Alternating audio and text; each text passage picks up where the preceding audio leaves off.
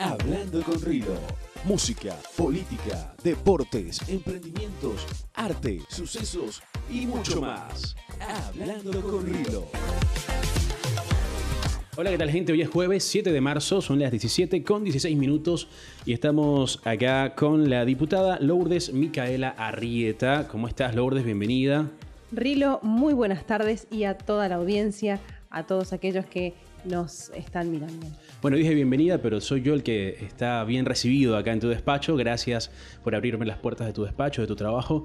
Y bueno, hay mucho de qué hablar porque estamos ante un nuevo gobierno, bien, un nuevo momento de la Argentina, un nuevo capítulo de la historia en Argentina, de la cual sos protagonista de alguna manera y tiene mucho mérito al lugar donde has llegado hasta este momento.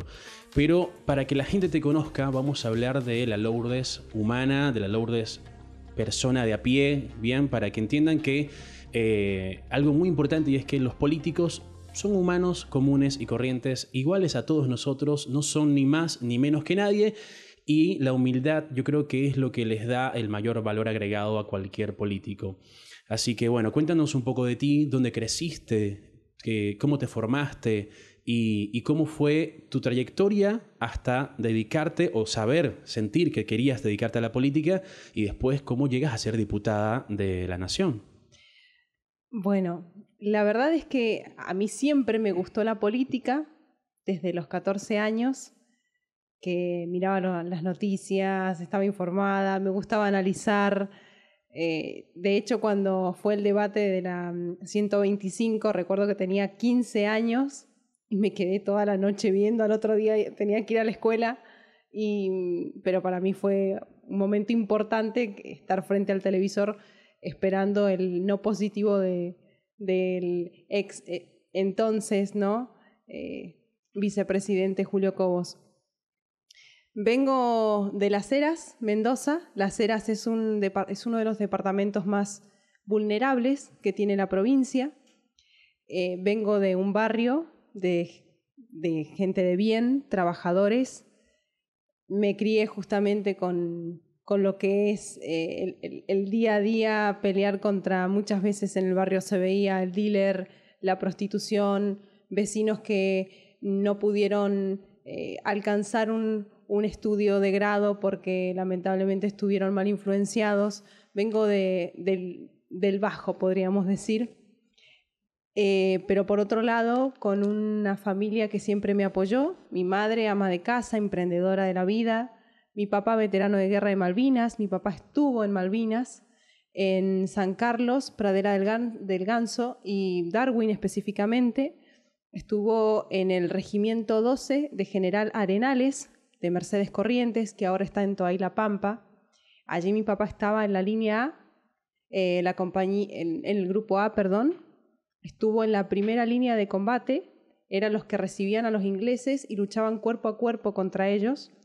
Y él, junto a sus 2 soldados, se repliegan, son los últimos en replegarse y ahí caen prisioneros. Estuvo en los cruentos combates de Darwin, que le dicen, el día 26, 27 y 28 de mayo. Y después, bueno, unos años después conoce a mi mamá, se casan y somos una familia que ha vivido y ha sufrido muchas veces la posguerra. Amén de todo ello, mis padres siempre nos enseñaron a mi hermano Martín y a mí a estudiar. Quizás no teníamos nada y venimos de tener una tortita dividida en 4 desde muy niños, pero mi madre siempre y mi padre siempre nos enseñó a estudiar, que algún momento iba a dar resultados, iba a dar sus frutos. Y traigo a colación esto justamente porque me recibo, después de mucho esfuerzo de mis padres, me recibo en un colegio privado, un colegio evangélico en Mendoza. Mi hermano también. Me recibo en una universidad privada, que es la Universidad Juan Agustín Maza, como licenciada en Comunicación Social, además locutora nacional, con promedios importantes. De hecho, mi tesis está volcada en el repositorio de lo que era el Ministerio de Ciencia y Técnica de la Nación, Y ahí están muchas tesis importantes que han tenido calificaciones de 9 y 10, y siempre con la expectativa de poder ejercer la comunicación. Quería ser actriz, conductora de televisión, periodista. Recuerdo de niña que me ponía detrás de la ventana y hacía como que estaba en cámara, ¿no? Y jugaba con ello. No se dio. Y todos los años trataba de hacer alguna especialización. Aunque no conseguía trabajo en blanco, siempre me las estuve rebuscando, siendo community manager, llevándole las redes a algún que otro conocido. Comencé como community manager en una inmobiliaria, también como secretaria. Fue muy difícil y recuerdo una vuelta que nos llevaba un taxista, a mi mamá y a mí, y yo tenía, no sé, esto habrá sido como 6 años más o menos. Y yo estaba enojada porque no conseguía trabajo, que no puede ser, que uno que se recibe con 10 de la universidad le va mal, no encuentra nada, que necesitas contactos, tener el amigo o hacer algún favor para poder tener trabajo, que es lo que a muchos les pasa hoy en día. Y recuerdo que ese taxista me dijo una vuelta que no me pusiera mal, porque un día iba a llegar la época del conocimiento. Esas palabras me quedaron grabadas. Mi mamá me decía, sí, Lourdes, bueno, dale, vamos. Vos seguís estudiando, tal es así que seguís haciendo diplomaturas en la escuela de guerra. Y hoy toda esa siembra, hoy la puedo ver plasmada en este lugar. ¿Cómo llego a la política? Porque mi interés siempre fue de ser factor de cambio. Estuve mucho tiempo buscando la manera de cómo llegar a los políticos. Para mí era muy imposible. Empecé a militar en un espacio libertario y de allí comienzan las elecciones. Esto hará en 2020. En 2023 tenemos elecciones tanto en la provincia, iba como candidata a concejal, no quedo, pero voy como candidata a diputada nacional, justamente representando al espacio libertario en el Frente de la Libertad Avanza. Así es que donde todos decían que no iba a quedar, que iba como testimonial, mi familia y yo teníamos muchísima fe en que Dios iba a permitir que pudiera llegar acá, y tuvimos en las PASO un 45% de los votos que haría que podría llegar a entrar. Después en la general sacamos un 42-43, donde entré, y después, bueno, con el balotaje con Javier Milei en Mendoza sacamos un 73% de los votos. Amén de todo ello, al no recibir el apoyo, porque como iba de testimonial, no recibí dinero del espacio, alguna que otra colaboración voluntaria. Con mi mamá teníamos un emprendimiento de cremas, de venta de cosméticos, y son productos de Estados Unidos.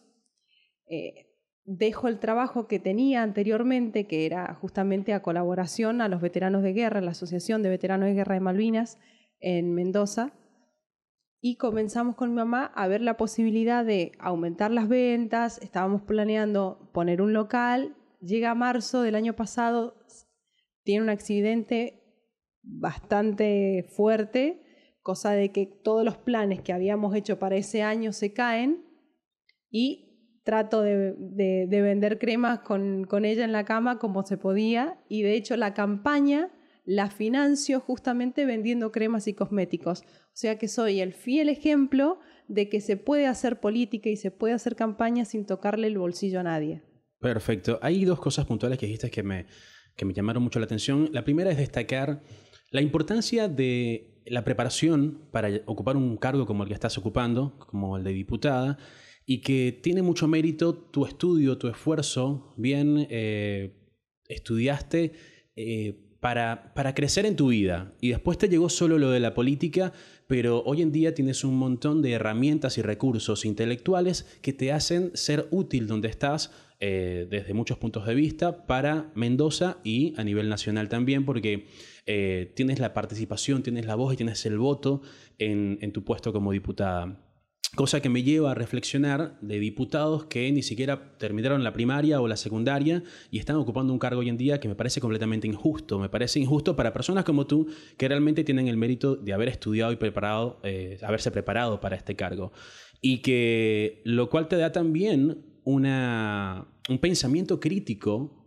Bien, no quiero decir que solo las personas que estudiamos tenemos una opinión válida, pero al prepararte tienes una visión más objetiva del mundo con muchísimas más herramientas para tomar decisiones o analizar sucesos o acontecimientos sociales. Por lo que me gustaría como decirle al público que debemos exigirle a nuestros políticos que tengan una preparación, que tengan una calidad de estudio y eso va obviamente a darnos mejores políticos en la Argentina. Y después es saber tu opinión personal o familiar de lo que significa la Guerra de las Malvinas y lo que significa las Malvinas argentinas para un argentino y más para alguien como tú que estás básicamente vinculada cercanamente con todos estos hechos. Desde mi punto de vista, considero que a pesar de que fue algo trágico, posiblemente pudo haber sido algo innecesario en su momento, ya que básicamente mis padres desde chico, mi madre y mi abuela me decían que uno no va a una pelea si sabe que la va a perder. Y siento que se perdieron vidas posiblemente pudiendo haberlas salvado. Y que esas personas básicamente fueron mandadas a la muerte. Y considero que fue una decisión desde mi punto de vista. Soy extranjero, tengo una visión distinta a la que tiene el argentino, por eso quiero escuchar tu punto de vista. Siento que fue una decisión irresponsable de algún político de turno que arriesgó la vida de esos jóvenes innecesariamente y que hoy en día, al final, no sé si tuvo un resultado que valiera la pena. Pero por eso quiero saber qué consideras tú y qué piensas al respecto. Por un lado, siempre destacar y honrar a quienes quedaron en Malvinas, a nuestros héroes de Malvinas, a los familiares de esos héroes, porque realmente no la pasaron nada bien. Y después sí a los veteranos de guerra que están hoy por hoy, que nos acompañan. En ese momento, alrededor de 1960, la ONU dicta justamente una proclamación donde se llegaría al acuerdo de que las Malvinas iban a ser entregadas a la Argentina, ya en esa época. Por cuestión de soberbia, de ver quién tiene la fuerza más importante, ¿no? Las fuerzas armadas más importantes, más grandes, se decide ir a Malvinas. Malvinas es la última guerra de la Guerra Fría y podría haber sido la Vietnam de Sudamérica. Por más de que nuestros combatientes, los soldados y en ese entonces también los héroes, no hayan tenido una preparación quizá de años que tenía el Reino Unido, porque es un imperio, lo que sí tenían ellos es que conocían el terreno y que por más de que las armas no eran las de última generación, el argentino todo lo atamos con alambre y queda bien y zafamos.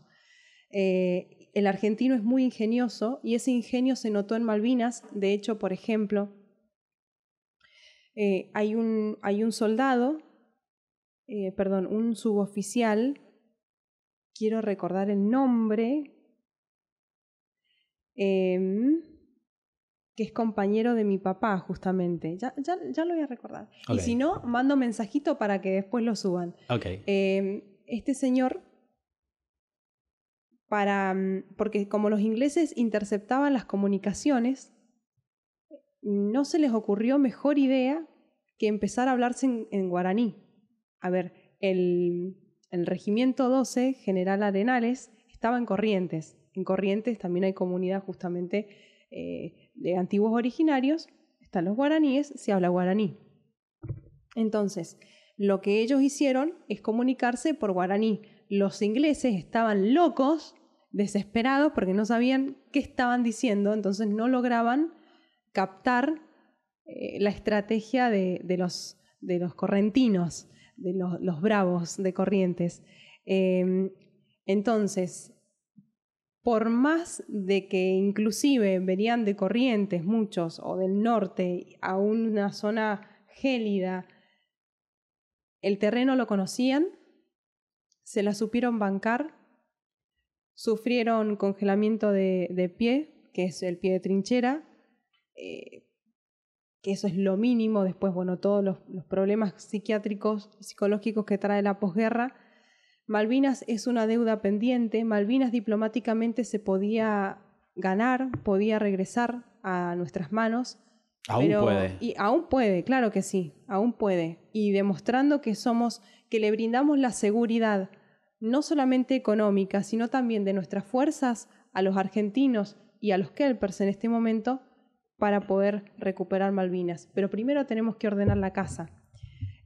Malvinas, bueno, sigue siendo una materia pendiente en lo económico, en lo social, en la salud mental. Pero creo más que nada, y de todo lo que pasó, es honrar y seguir honrando nuestra memoria, nuestra verdadera historia, porque a veces se cuenta parte de la historia y no se cuenta todo. Y sí me gustaría resaltar que por muchos años, cuando uno estudiaba en la universidad y decía que era hijo de veterano de guerra, te tildaban de dictador, de gorila, que tu papá es facho, que tu papá es represor, que qué sé yo. Y gracias a Dios, hoy estamos en un gobierno donde lo podemos decir de manera libre. Pero en su momento, cuando uno estudiaba, realmente sufría con esos ataques, inclusive de los profesores. Hoy te puedes enorgullecer de eso. Siempre me enorgullecí. Okay. Siempre estuvo la dicha. Para los otros no, pero para mí, para mi hermano y para mi madre, siempre estuvo la dicha de que mi papá, y gracias a Dios que está con nosotros. Bien. Bueno, hay un tema que está ahora en las redes, que es el aumento del 30% a diputados y senadores, puede ser. Y obviamente eso sirve de crítica para la oposición y lo usan como una estrategia porque nuevamente se toman de esa medida para decir, bueno, no hay que ir el ajuste, iba para la casta. Quiero saber qué piensas de esta medida, qué va a hacer la Libertad Avanza con respecto a esta medida. Entiendo que Javier ha tratado de controlar este tipo de situaciones, que él más bien quisiera que los sueldos bajaran y que el gasto público sea menor al actual. Bien, por un lado, si aumentan por paritarias, aumentan a los empleados de la Cámara, también le aumentan a los diputados y a los senadores. Entonces, el aumento se tenía que hacer.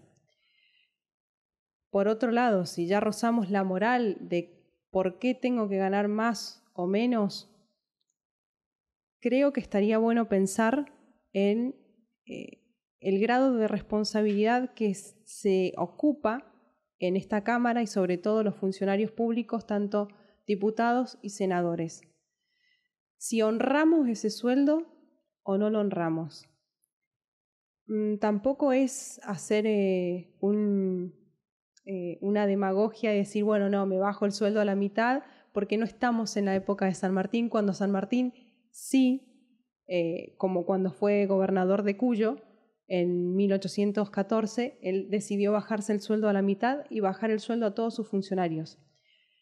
Hoy por hoy tenemos, sobre todo los del interior, gastos mucho más excesivos. También cobramos un desarraigo que nos alcanza para el hotel, el alojamiento. Entonces es difícil, sobre todo haber venido de una campaña donde al no tocarle el bolsillo a nadie, uno tuvo que vender cremas, pedir préstamos. De hecho, mi patrimonio es menos cero. Cuando lo presente, muchos se van a sorprender. Entonces, no es cuánto pueda ganar, sino en cómo lo puedo invertir a ese sueldo. Igual dijiste algo muy importante, sí, que es si lo merece. sea, si esa persona realmente hace honor a ese sueldo. Partamos primero de que si lo ves a nivel internacional, tampoco es que es mucho dinero, ¿bien? Porque entendamos que en un país bien desarrollado, personas comunes que trabajan, no sé, en un sitio de comidas rápidas, podrían estar ganando cerca de los $3.000. Perdón, los legisladores provinciales ganan muchísimo más que un diputado nacional. Exactamente. Y se enojan con uno. Entonces yo creo que ya no se trata de cuánto ganen, sino si realmente cumplen la función de ese cargo y representan ese sueldo. Yo considero que en un país ya desarrollado y bien organizado, los sueldos pueden ser tan altos como se quieran, siempre que la economía realmente circule y fluya para que eso se sostenga. Bien, lo que podría estar o no en discusión es cuando el país está en crisis y hay personas que tienen situaciones muy precarias, mientras otros tienen por allí privilegios. Sin embargo, es importante destacar que hay diputados, como el caso que me presenta sobre ti, que realmente el dinero incluso les puede resultar poco al ser de otra provincia, al tener que cubrir muchos más gastos, y realmente el costo de vida en Argentina hoy es bastante elevado. Sin embargo, tenemos buenas noticias todos los días. Te baja la inflación, baja el dólar. Siento que se está haciendo un muy buen trabajo en muy poco tiempo. Y hay cosas que la gente parece que no quiere ver. La oposición parece que no las quiere ver. Y no lo va a ver. Pero, a ver, no es que tampoco justificar que al diputado gana tanto porque se lo merece. No, a mayor responsabilidad también es lo que uno debería cobrar, pero honrar ese, como bien dijimos, honrar ese cargo. Por otro lado, pensar si realmente, por más allá de que tengamos el sueldo, sí se han quitado privilegios, se ha reducido la cantidad de automotores. Por ejemplo, a mí me comentaban que un diputado tenía un chofer o dos, y esos choferes lo llevaban a todos lados y tenía que estar a lo que el diputado a la hora que lo necesitaba tenía que estar. Acá uno levanta el teléfono y si está y si hay disponibilidad se toma, y si no se toma un taxi o algún coche por aplicación. Eso es por un lado. Los salones VIP, que uno nunca usó los salones VIP. Sí está atenciones especiales, que es un servicio. Los diputados y los senadores manejamos tiempos que quizás un turista no maneja. Entonces, no te puedes hacer una cola de 2 horas, por más de que está bien, que puedes mostrar que estás haciendo la cola con el turista, pero salís de una reunión, te vas a otra y de ahí tenés que salir volando, por ejemplo, a Mendoza, y necesitas que alguien te asista en el aeropuerto.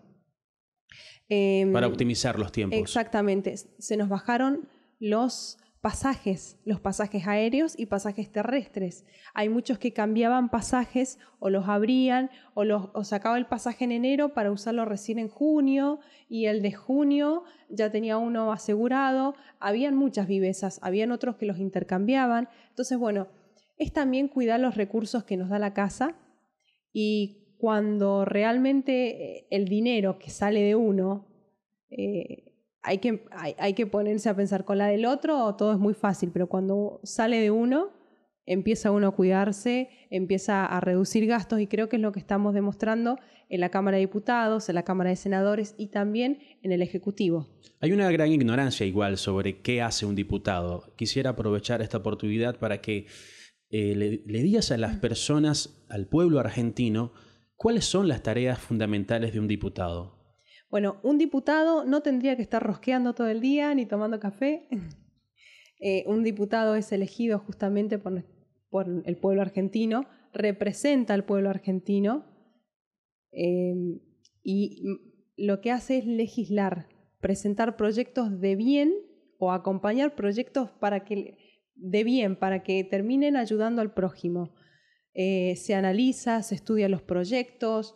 Yo lo que veo por acá es que por ahí hay algún fanatismo de ver cuántos proyectos presento, que estén a mi nombre, y a veces con que presentes uno de calidad, o sea, es suficiente.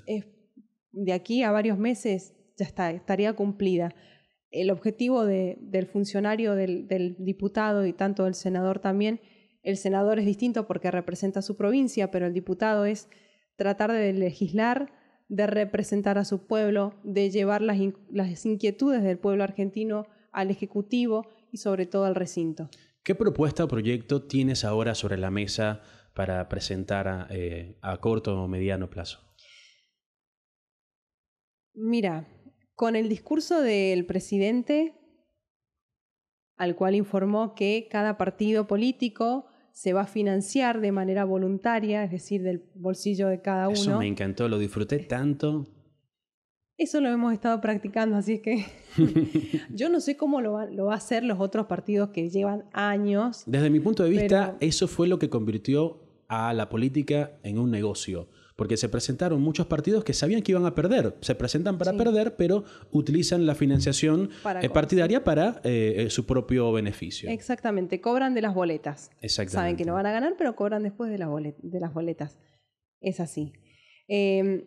A ver, un partido político es una asociación civil, y no deja de serlo, una ONG, como una iglesia, como un comedor, como un club de barrio, y que todos son aportes voluntarios, todos. Pasa lo mismo, si uno se pone a comparar, yo que vengo del ámbito de la iglesia evangélica, vos te pones a comparar, bueno, una iglesia se mantiene ¿con qué? Con el diezmo, la ofrenda o con el aporte voluntario de los feligreses o de los hermanos. Acá pasa lo mismo. Si vos querés en esta asociación civil, que es un partido político, ayudar al prójimo y contribuir por el bien y además querés ser funcionario, y todo es voluntario. En realidad la política no está mal. Lo que la hace mala justamente es la gente que se ha querido aprovechar del poder, del querer tener esa ansiedad de querer figurar, ¿no?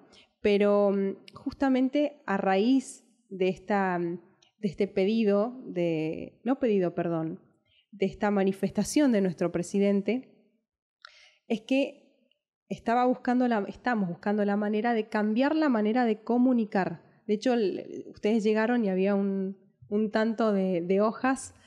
En el escritorio tengo la ley de financiamiento de partidos. La idea es que ya no exista la cartelería propagandística, la cartelería de campañas en la vía pública, porque eso es un negocio millonario. Que es una contaminación visual también enorme. Tal cual. Todavía hay caras de Sergio Massa por allí. Sí, también, es verdad. Completamente innecesario. Exactamente, y demostramos que no hace falta poner un cartel enorme para poder ganar las elecciones. Y menos en el siglo XXI, con las redes sociales, con tantos medios digitales, y que si realmente tienes personas apoyando tu propuesta política, no necesitas pagar un peso en publicidad, porque va a ser como funcionó con Javier Milei. La gente va a compartir el contenido orgánicamente. Es lo que pasó. Es lo que pasó. Una de las ideas que pusimos con el equipo sobre la mesa, que fue transmitida también al presidente de la Cámara, es virar de esta cartelería fija a una cartelería móvil. ¿Qué quiere decir? Que vos te ponés como militante con tu cartelito en la esquina, ¿no?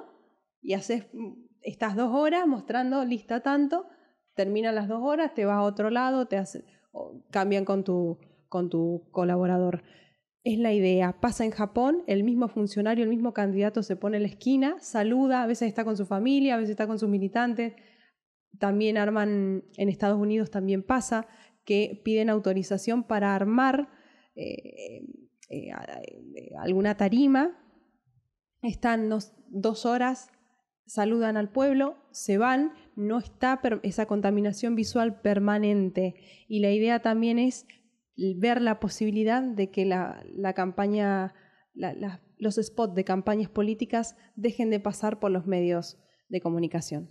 Sí, por ejemplo, justamente estamos en unos días donde pasó el cierre de Telam, que lo que se entiende es que, para mí, desde mi punto de vista, ningún medio de comunicación tendría que ser público o patrocinado por el Estado, porque para eso está el privado, para eso está, si es algo que va a hacer un negocio y que va a dar ganancia, tiene que hacerlo el privado. Si es algo solamente para propaganda política, no debería existir.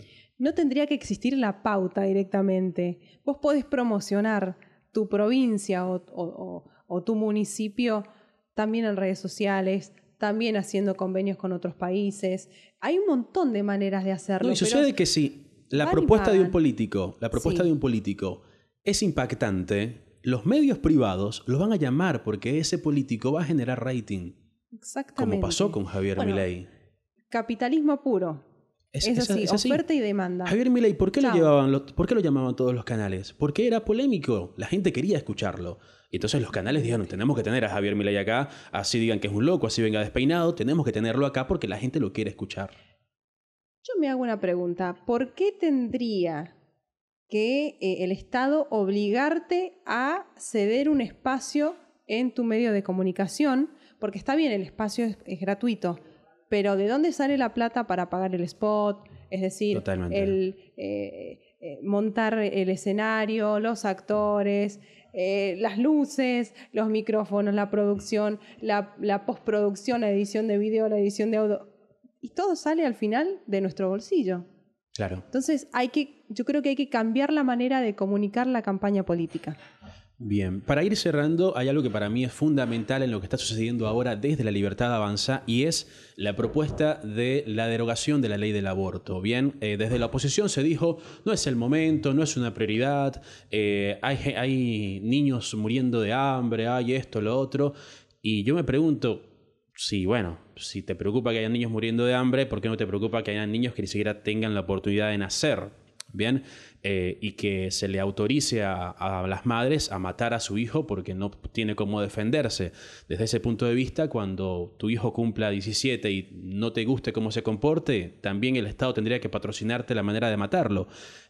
Para mí es una prioridad evitar que se maten niños en todo momento de la historia de Argentina, por lo cual considero que sí es una prioridad derogar la ley del aborto y todo aquel que esté en contra de eso simplemente es cómplice de asesinato.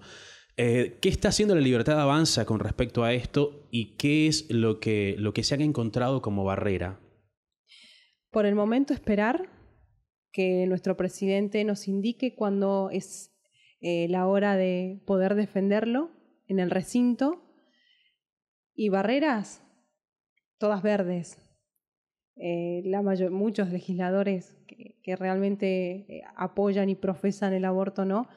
Hay que entender que esta ley fue una jugada netamente ideológica para ganar un poquito de rédito entre las minorías, pero en realidad no se pensó algo fundamental, que está bien, vos sos un asesino, como dice el presidente, esto es asesinato agravado por el vínculo, ¿no?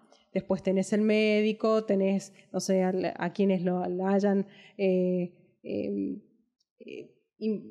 motivado para que cometiera, ¿no? este delito, pero hay que ponerse a pensar, está bien, cometió un aborto, ya está. ¿Cómo queda esa mujer en la semana? ¿Cómo queda la mujer al año, al mes? ¿Cómo queda la mujer al año? ¿Cómo queda la mujer en 5, en 10, en 20? Tenés una generación de mujeres que van a seguramente tener enfermedades en su matriz, enfermedades psicológicas. No se ha contemplado cómo cuidar a la mujer después del aborto. Sí, es muy ligero. Entonces, la manera en que simplemente claro, dicen, sí, abortemos, sí, pero porque es mi cuerpo, listo, yo pero aborto, no evalúan todas las consecuencias psicológicas y físicas que eso genera. Exactamente. Ahora, vos derogás la ley del aborto. Bueno, pero ¿cómo contenés a todas esas mujeres que abortaron y que ahora están arrepentidas? Que abortaron y que tienen X problema justamente porque... A ver, es antinatural el proceso de aborto. Entonces, todo lo que sea antinatural para el cuerpo daña y daña mucho, sobre todo la matriz de la mujer. Entonces, fue un tema delicado, es un tema delicado, no se puso en consideración tanto que se defendía a la mujer, no se puso en consideración cómo queda ella y espero que pronto pueda salir esta derogación y también tratar las tristes consecuencias que nos ha dejado esta nefasta ley de aborto. Es importante destacar que hay situaciones excepcionales donde pueda ser requerido un aborto asistido, acompañado por la medicina pública por el Estado, por personal capacitado psicológico, porque obviamente hay situaciones que lo ameritan, ¿bien? Pero después es una discusión decir si una persona quiere abortar, bueno, capaz hacerlo por el privado de última, pero no exijas que sea el Estado quien patrocine un asesinato, porque es irrisorio. Y, perdón que te interrumpa, ahora se presenta una propuesta de protesta y marcha de parte del Ari Espósito en contra de Javier Milei con la intención de derrocar el gobierno de Javier Milei con una marcha feminista de pañuelos verdes donde insisten que tienen derechos perdidos, pero lo único que destacan es el derecho al aborto gratuito, legal y... Sí, esos derechos adquiridos que le suelen llamar. Primero, que con esta ley de aborto perseguir a médicos que no estaban dispuestos a practicarlo, también hay que ver la manera de cómo cuidarlos. Hubo un caso en Neuquén, si no mal recuerdo, de un médico que inclusive estuvo preso. No recuerdo muy bien, si alguno de la audiencia me lo puede hacer recordar, bienvenido sea. Pero esto de protesta, marcha feminista, yo la verdad que soy mujer, no me siento identificada. Creo que no identifican al 80% de las mujeres en la Argentina, las mujeres que salen a trabajar todos los días, las mamás ama de casa, la mamá que es empleada doméstica y está en una casa en otra. No identifican tampoco a aquellas mujeres que están alejadas de todo en la puna, en la quiaca, olvidadas en un rinconcito de Malargüe, que están haciendo patria, criando a sus hijos, y te puedo asegurar que en los lugares, en los barrios más vulnerables, es donde la mujer sí acepta tener hijos. Y no se les cruza en la cabeza abortar. Te lo digo porque caminé, conozco Las Heras, que es de donde provengo, y te digo que ahí los barrios más vulnerables, las mujeres mismas, están en contra del aborto de esta ley. No se sienten identificadas. Ellas muchas veces sueñan con tener un empleo de calidad, en blanco, si están embarazadas, poder ver a ese niño en sus brazos, que crezca, que estudie, sueñan. Y este tipo de manifestaciones lo único que hace es hacer ruido innecesario, porque no representan a la mujer cotidiana, a la mujer luchadora, a la guerrera del día a día. Así es, así es. Bueno, para cerrar, Lourdes, yo considero que una de las cosas características y admirables del espacio de La Libertad Avanza y de los políticos que conforman este espacio es la autocrítica. Así que quisiera, desde tu opinión, ¿qué autocrítica puedes hacer sobre la joven gestión de Javier Milei y La Libertad Avanza? Una autocrítica a Javier Milei en estos momentos. Difícil, porque estoy a favor de, de todo lo que ha venido haciendo.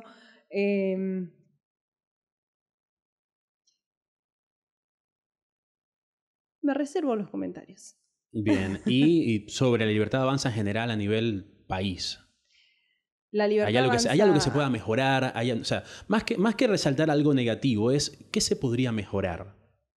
Del bloque, vos decís. Del bloque.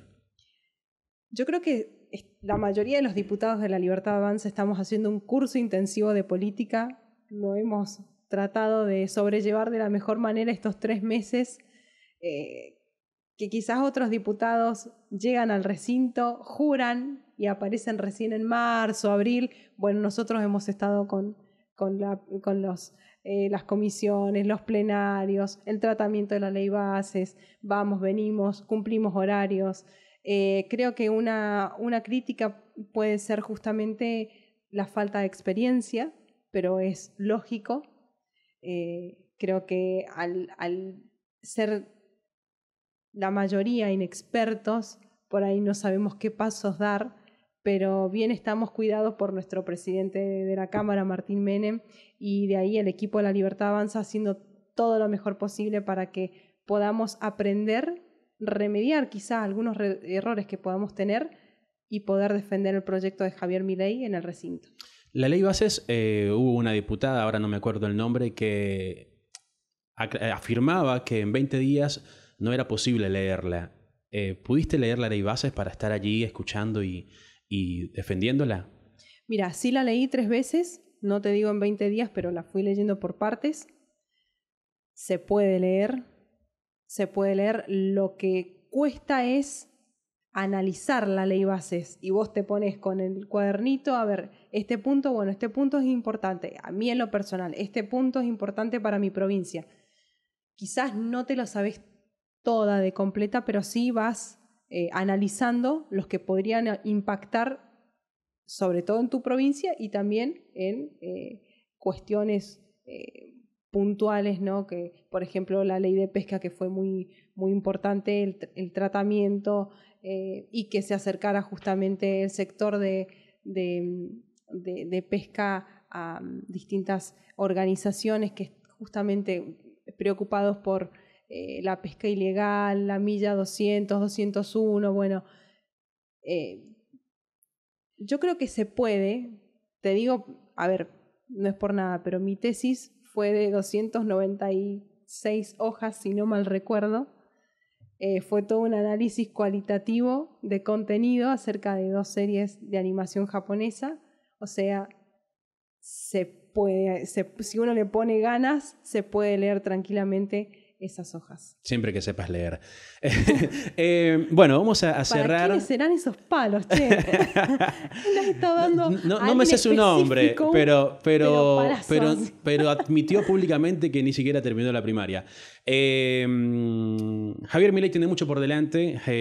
Él pidió, incluso le dio la bienvenida a todos los que estén dispuestos a ayudarlo y a trabajar en conjunto con él, sean del espacio político que sean.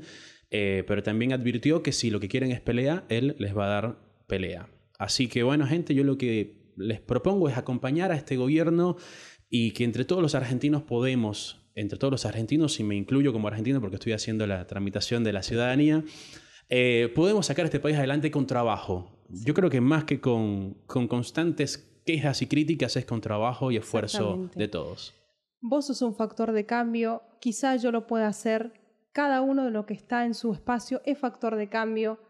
Aquel hermano de la iglesia que ayuda a leer y enseña a leer y escribir a otro que no sabe es un factor de cambio. Buscar la manera de poder serlo, de impactar de manera positiva en el otro, en el prójimo, que es lo que venimos a hacer, que en este momento puedo estar acá, quizás mañana estoy abajo, pero tratar de seguir siendo ese factor de cambio y que no... Que este pensamiento pueda extenderse a muchos más e instarlos a que si Lourdes Arrieta, más allá de los títulos que pueda tener, proviene de una familia humilde, de barrio, llegó al Congreso de la Nación, como otros con esfuerzo y con sacrificio y con ganas y con fe pueden también estar ocupando cargos de poder. Así que insto a todos aquellos que quieran ser factor de cambio nuevamente y bendecir al prójimo a que se metan en esto. Es hermosa la política, es muy difícil realmente las presiones, las críticas, la gente que se te acerca porque te dicen, no, yo te ayudo, y después te empiezan a decir, es porque yo te ayudé, porque yo te di esto, y es horrible llevar ese peso, pero bueno, lo más satisfactorio es lo que uno puede dar por el otro. Así es. Ella es la diputada Lourdes Micaela Arrieta y estuvo acá en Hablando con Rilo. Muchísimas gracias, Lourdes. Gracias, Rilo. Muchísimas gracias por venir a mi despacho. Y será hasta otra edición de Hablando con Rilo. Muchas gracias. Esto fue Hablando con Rilo. Nos despedimos. Hasta la próxima ocasión. Hablando con Rilo.